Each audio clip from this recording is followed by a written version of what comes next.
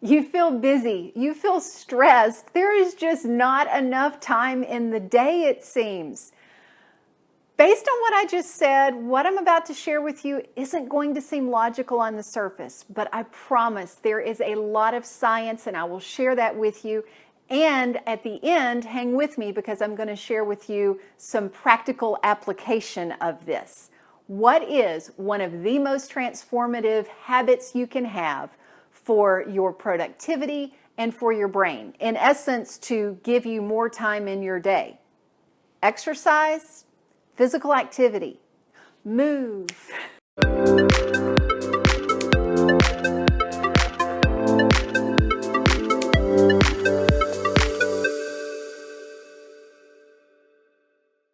If you're new to my channel, welcome. I'm Sheri with Nourish Life, author of Go Forward, 28 Days to Eat, Move, and Enjoy Life God's Way. Have you ever been sitting at a computer thinking you're working, looking like you're working, but you're just sluggish, brain fog, not happening, but on the other hand, you feel guilty if you even think about getting up and doing something other than sitting there working? It's almost like we have this badge of honor for the number of hours we have in the seat. Well, I've got some science that is going to bust that false guilt for you. Before that, I want to make sure to remind you, if you have not already gotten my free guide, How to Overcome the Shame and Guilt of Diets and Get Fit the Sane Way, which is some of what we're talking about today, I encourage you, go to my website, The Nourish Life, and download that free guide. Let's dive into the science because you need to know why you're doing something before you do it. Yes or yes? A study of almost 700 workers in the Journal of Occupational Environmental Medicine, that's a mouthful, increased their quality and quantity of work by increasing fitness and exercise. Also in that same study, interactions with coworkers improved with exercise, and we know how inter-office drama can waste a lot of time, and exercise helps with that. Second study from the University of British Columbia found that exercise increased learning and increased memory. So if you're ever at a conference, be sure during those breaks, take a walk. A study from Bristol University found a 21% increase in concentration and a 22% increase in ability to meet deadlines. So even though time was spent exercising versus at the desk grinding away, there was actually a greater ability to meet deadlines. Head to your local bookstore or your local library where I just was and check out the book 8 Steps to High Performance by Mark Efron. In that book, he shows a ton of research related to high performance, and amazingly, one of those steps, one of those habits is taking care of your physical health. The two most important factors with that, sleep and exercise. That is a habit that increases your work performance.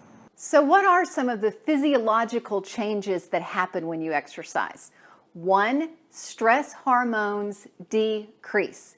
And the stress hormones have a huge effect on your productivity.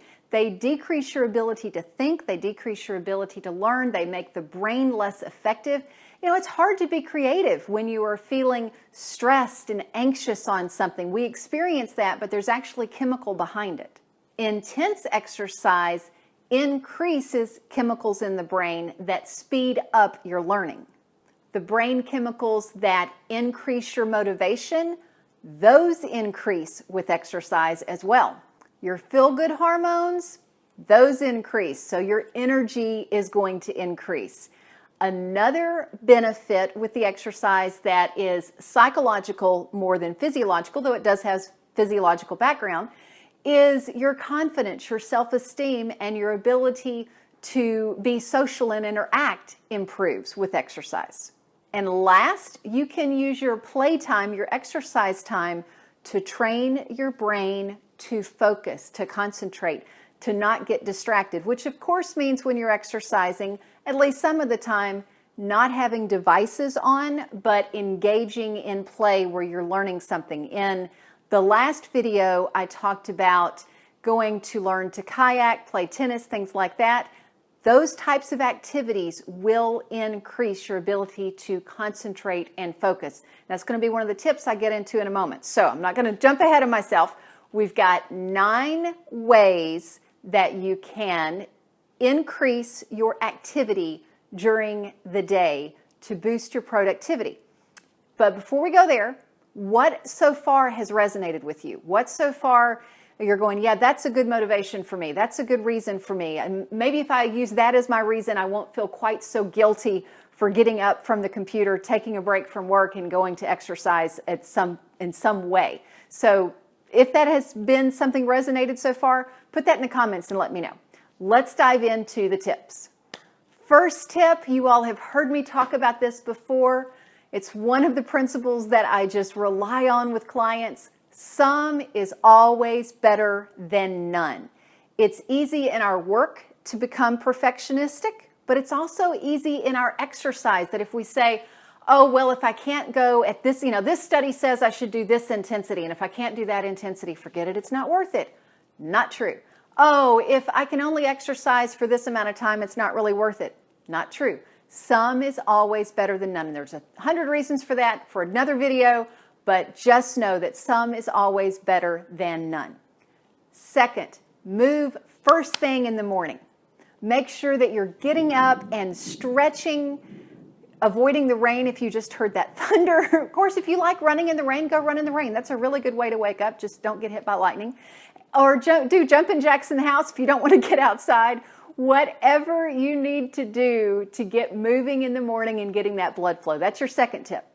Third, take a break at lunch. Go outside, get some sunshine, walk for 10 minutes. If you are working near a gym, go to the gym. That's a great time to get your strength training in because you're not going to sweat as much. And you don't have to take a shower after that like you might after cardio. I was just teaching a workshop to a group of executives, and there was a man and woman that work at the same company, and they carve out their lunchtime that they go to a nearby gym, and that is their time to take a break. It mentally separates their morning and their afternoon. They're able to come back recharged mentally because of the mental break, but also because with this exercise, they have gotten more blood flow to their brain.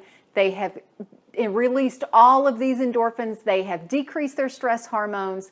They've done the chemical work in the brain that we talked about earlier. In the afternoon, go to a park. Have a relaxing walk.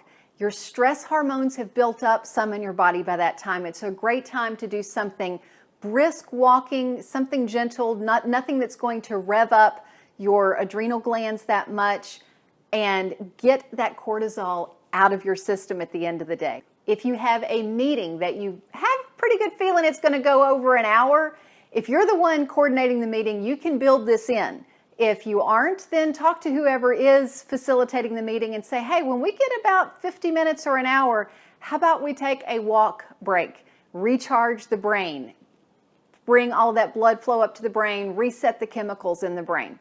Speaking of about the 50-minute mark, that is another strategy is when you're in your space of doing some deep focused work, make sure use a technique. Some people call it Pomodoro. It's different times that blocks that you can use.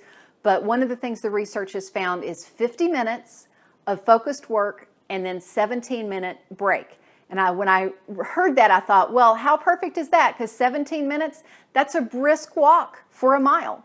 That is perfect. So work for 50 minutes, go walk a mile. Work for 50 minutes, go walk a mile. See how often you can work that into your work day, into your work week. Seventh tip, this one is a little tricky because intensity, people ask, well, how hard should I be working out, Sherry? Well, in the mornings, your adrenaline is lower. You can handle a little higher intensity. Also, that helps to wake you up and get all that good brain chemistry going. But because intensity does increase your cortisol levels and your adrenaline, if you're already feeling nervous, if you're already feeling stressed out about something, that may not be the time to do something that's really high intensity. It may just exacerbate the issue. The big thing with this is, like all, listen to your body, listen to your brain, experiment a little bit and see what works best for you. But just because one piece of research says go high intensity doesn't mean that's always best in every situation for every person. Regardless, you never want to push to fatigue and failure when you are exercising for the purpose of productivity, because you're exhausted at that point. You just want to take a nap. So even if you do the high intensity, it's not going to be a long high intensity workout because you want to have energy left for your productivity.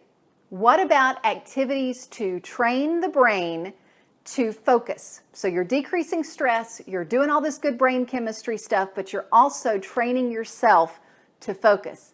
That's going to be your dance lessons, your tennis lessons, kayaking, anything that requires some swimming, things that require some type of skill, but not so much that it is extra work for you. Like for me, the times I have tried to learn to golf, it's work to me. It's not play.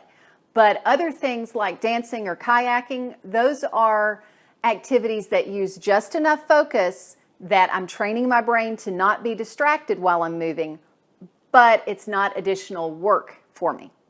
So the good news, you decided that you were going to start doing some walking at lunch.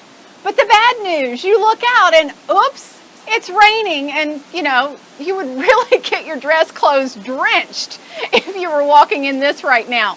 So what are some other options? And last, number 9, when it's raining and you cannot get outside for that 10-minute break at lunch or the little walk before an important meeting, stairs.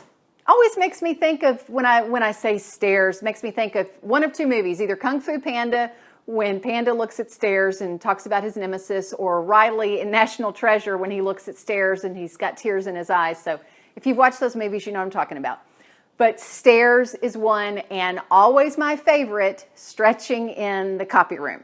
Let me know what you're going to try. Are you going to try the morning exercise? Are you going to try a quick lunch break? Are you going to do something at the park at the afternoon with friends and family, or by yourself to decompress?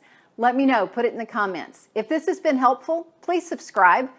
Thank you for watching, and remember, until next time, find your path and fulfill your potential.